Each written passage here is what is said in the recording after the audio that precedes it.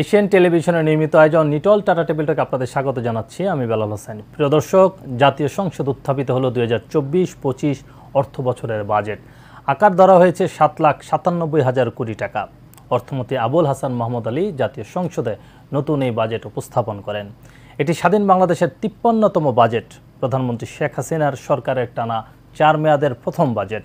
তাই আমাদের আজকের আলোচনার বিষয় আমরা নির্ধারণ করেছি 2024-25 অর্থ বছরের বাজেট, স্মার্ট বাংলাদেশ গড়ার অঙ্গীকার।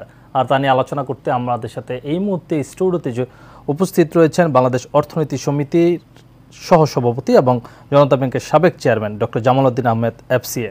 আপনাকে স্বাগত আমাদের আজকের আয়োজনে। প্রিয় দর্শক, এই মুহূর্তে অনলাইনে আমাদের সাথে যুক্ত রয়েছেন চট্টগ্রাম বিশ্ববিদ্যালয়ের অধ্যাপক ও NBER এর chairman professor Syed Ahsanul Alam Parvez. Sir, আপনাকে স্বাগত আমাদের আজকের আয়োজনে। প্রিয় দর্শক, পরবর্তী প্রফেসর সৈয়দ আহসানুল আলম পারভেজ, আপনি নিশ্চয়ই আমাকে শুনতে পাচ্ছেন। জামাল ভাই যেটি বলছিলেন যে বাজেট দেওয়া হয়েছে, যে আকার ধারণ করেছে যে বাজেট, সেটি আহামরি কোনো বাজেট নয়। মানে যে আকারটি এবার আসছে প্রায় 7,97,000 কোটি, 8 লাখ কোটির কাছাকাছি। গত বছরের তুলনায়, গত বাজেটের তুলনায় প্রায় 4.6% বাড়ানো হয়েছে। আপনি কিভাবে দেখছেন এই বাজেটকে? আপনার মাধ্যমে আপনাদের কোটি দর্শককে সালাম। যেহেতু বাজেট জনগণকে সালাম দিয়ে শুরু করছি। দেখেন, বিশ্ব অর্থনৈতিক কিন্তু একটু এলোমেলো, ওলট পালট। বিশ্বে ইভেনকে খোদ আমেরিকাতে ইনফ্লেশন যথেষ্ট পরিমাণ।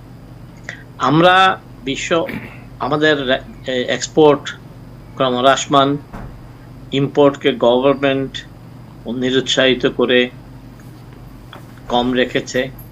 তো এই দুটো ফ্যাক্টর থেকে আপনি বুঝতে পাচ্ছেন যে এক ধরনের মাইনকাট চিপের মধ্যেই মাহমুদ আলী সাহেব এই বাজেটটি রচনা করেছেন এবং মাত্র 35-36 হাজার কোটি টাকা বেশি কতবারের চাইতে আপনি পার্সেন্টেজে বলেছেন।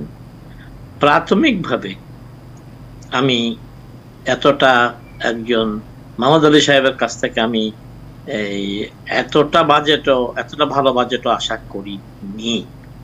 তো সেটি কেন আশা করেনি? বৈশ্বিক মহামারীর কারণে, বৈশ্বিক যে মন্দা যাচ্ছে সেই কারণে? না, বৈশ্বিক মহামারীর কারণে। বৈশ্বিক অর্থনীতিতে রোজ যেই আপনার পরিবর্তনগুলো আসছে এবং বিশেষ করে আমাদের ক্রেতারা, ইউরোপিয়ান ক্রেতারা, এদের বাইং ক্যাপাসিটি কমে যাচ্ছে।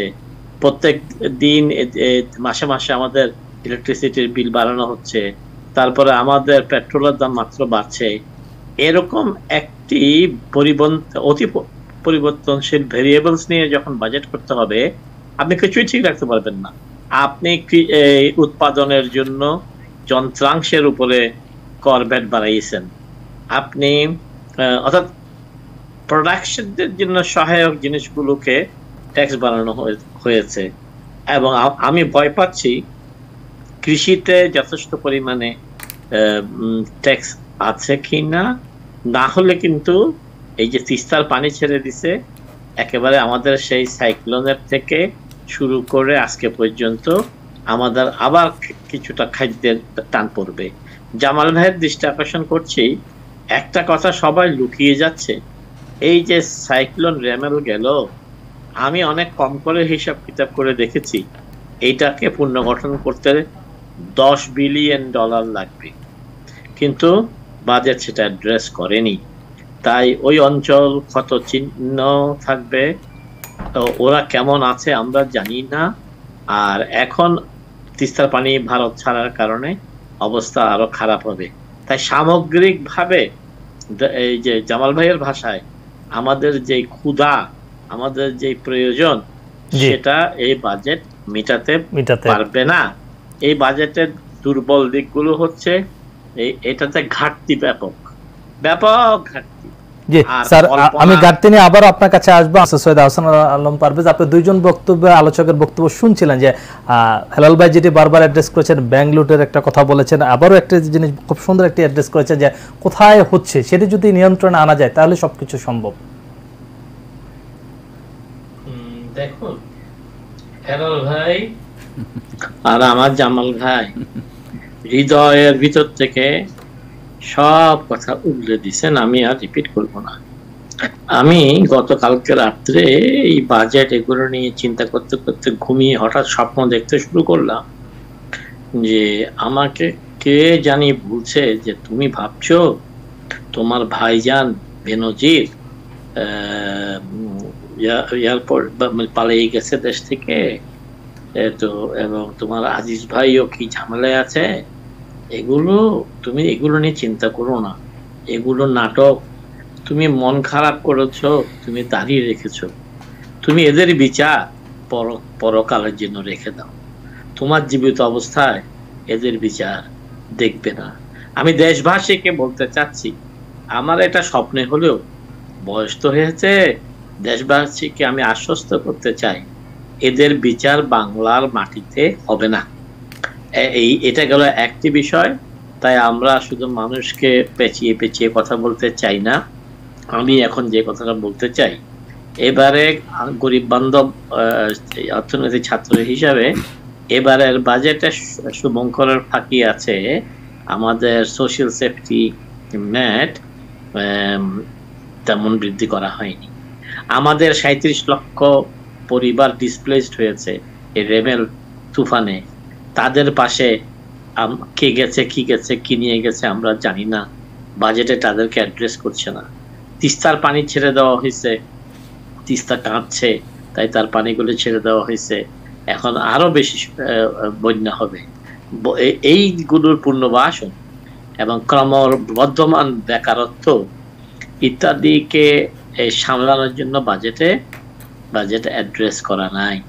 তাই আমি ভালো বাজেট হয়েছে এটা এই জন্যই বলছি, এই ছোট কম্বল দিয়ে গা ঢাকার যে প্রয়াস মোহাম্মদ আলী ভাই বড় ভাই করেছেন তার জন্য তাকে ধন্যবাদ দিতে হয়।